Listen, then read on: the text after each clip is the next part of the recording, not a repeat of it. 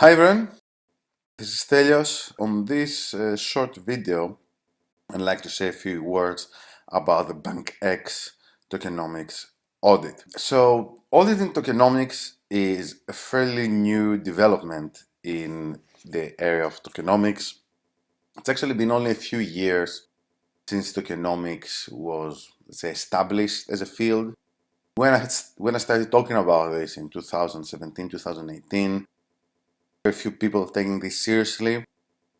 It looks like now we're actually moving to the next stage of not only designing token economies, but also of auditing token economies. So this is the BankX tokenomic audit, which you can see here. It was conducted over a period of a few months, starting around September, I think, of 2021, finishing around December.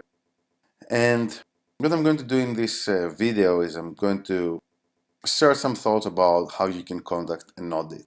Keep in mind that auditing tokenomics is something fairly new, so there's no, let's say, established method or framework to do this, okay? So essentially, what I did in this audit is I borrowed tools from, let's say, data science, or like from tokenomics, from economics, etc., and then I applied them in this context, okay? The important thing to keep in mind is that no matter the tools you use, essentially the purpose of an audit in this case is to convince a skeptical reader and an informed reader that the statements that a project is making around their token economy are true and are correct. And I think that as this area evolves, we're going to see more streamlined frameworks and some of the methods will be standardized. But my hope is that this audit can actually set some standards for this field as a whole. So that being said, let's go through the structure of the audit. We start with an introduction, and what we're stating in the introduction is basically summarizing the core of the token economy, and then we also discuss the inspiration behind the project.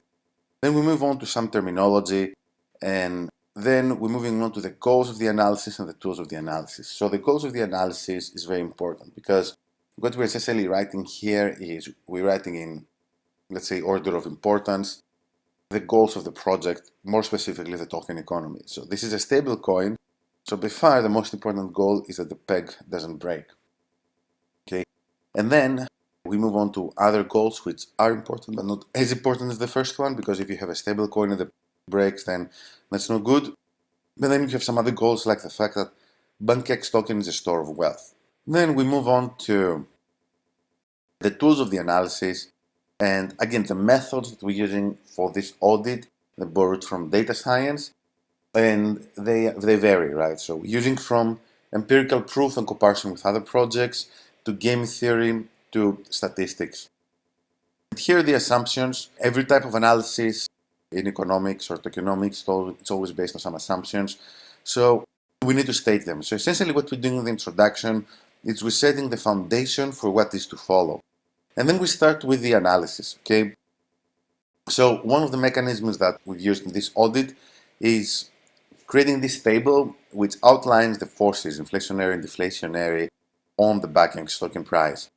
So this is a very structured way to see which forces are applied on the token, but also to understand what levers the project has in order to influence those mechanisms. That's not different from, studying a real economy and saying, look, these are the inflationary pressures, these are deflationary pressures, and the lever is, for example, the central bank interest rate. Okay, obviously in a real economy, the system is more unconstrained in a sense, so it's more difficult to do this kind of thing. But in the token economy, this is actually much easier.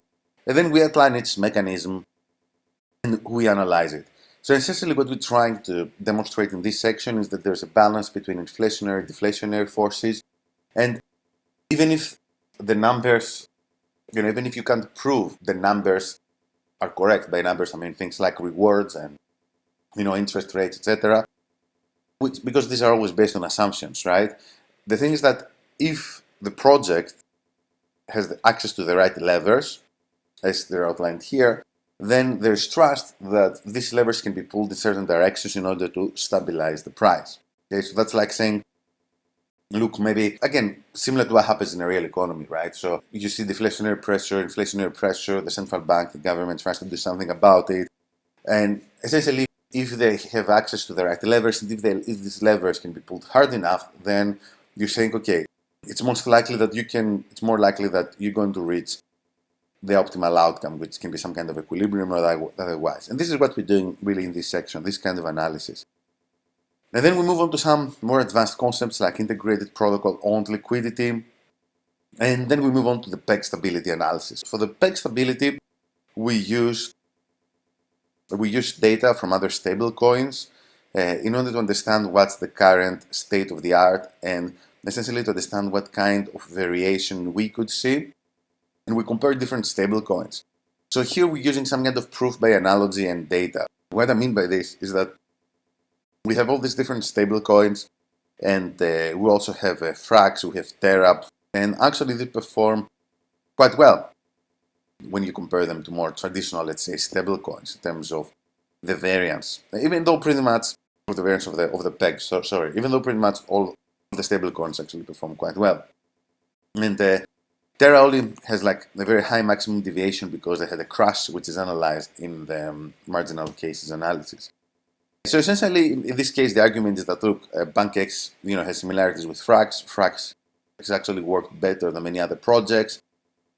So this, is some kind of proof or evidence that, this similarity between the two projects, that what BankX is suggesting is actually pretty feasible because some of those things have done before.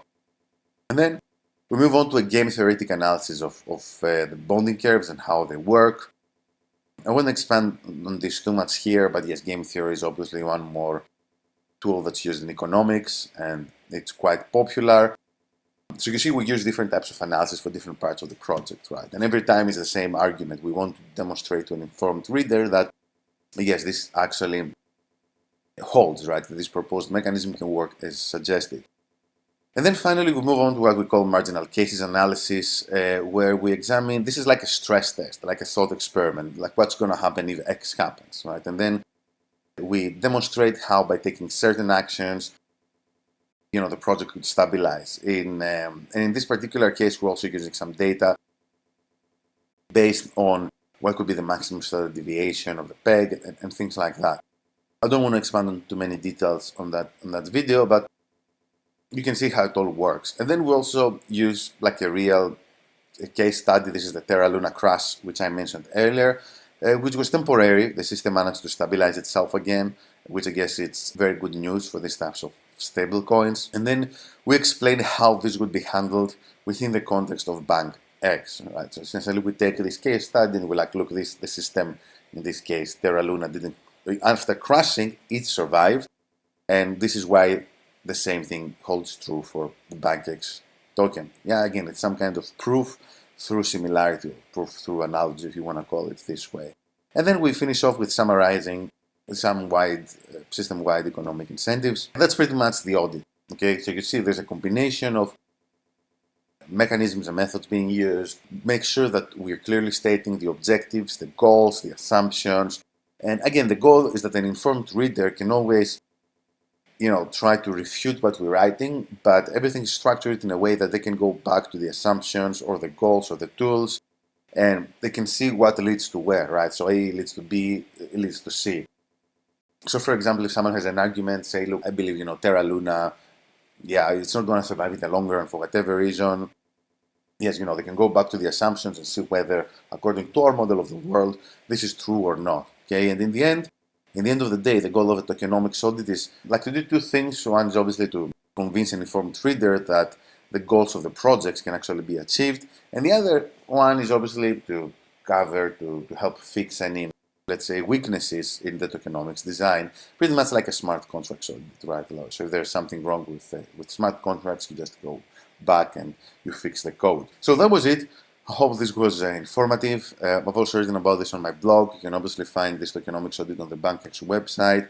And as always, make sure to reach out to me if you have any questions. Thank you.